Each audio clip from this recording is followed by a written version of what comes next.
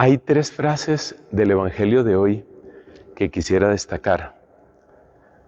Observemos que estamos escuchando bastante del Evangelio de Juan. Y déjame decirte algo. De aquí en adelante, la Cuaresma toma ese tono. Juan es el evangelista que nos presenta los milagros de Cristo como signos. Pero aquí es donde viene un tema muy interesante. Y es que cuando el signo se acepta y me lleva hacia Dios, pues bendito el Señor, ese es el milagro de la fe, ahí vienen las curaciones, ahí viene la vida nueva.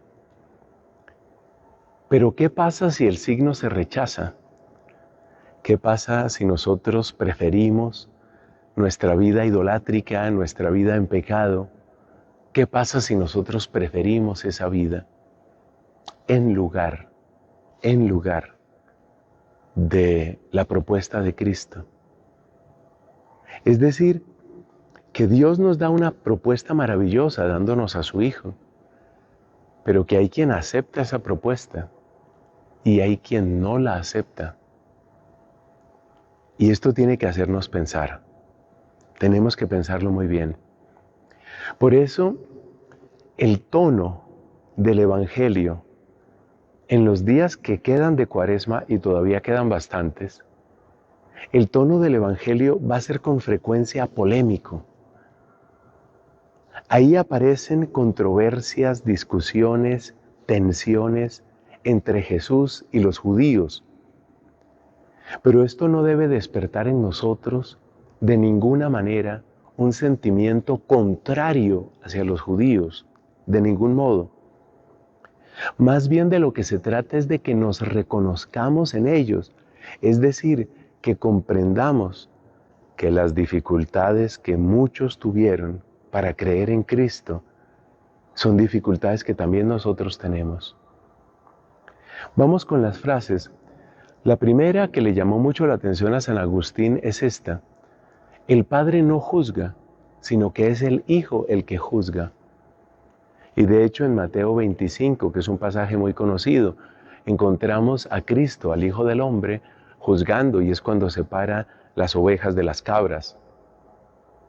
Pues bien, ¿por qué, se pregunta San Agustín, no es el Padre el que juzga sino el Hijo? Y la respuesta es de gran sabiduría, porque frente al infinito ser de Dios, el ser humano no tiene comparación. Pero es que Cristo es verdadero hombre, como tú, como yo.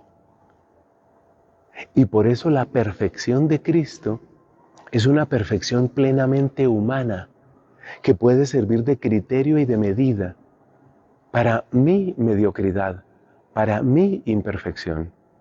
Esa es la primera frase. Segunda frase, dice Cristo nuestro Señor: el que me escucha y cree en el que me ha enviado. Ojo que las palabras son muy precisas. Oímos a Cristo, pero creemos en el que envió a Cristo.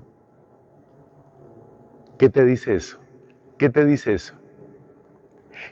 Pues en la teología de Juan eso significa que Cristo es el gran signo, el gran signo.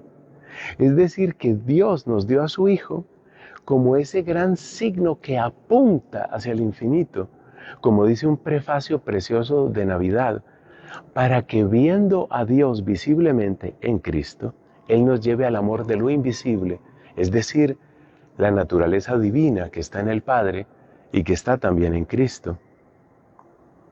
Y el tercer pensamiento es aquello de que los muertos oirán la voz de Cristo y vivirán.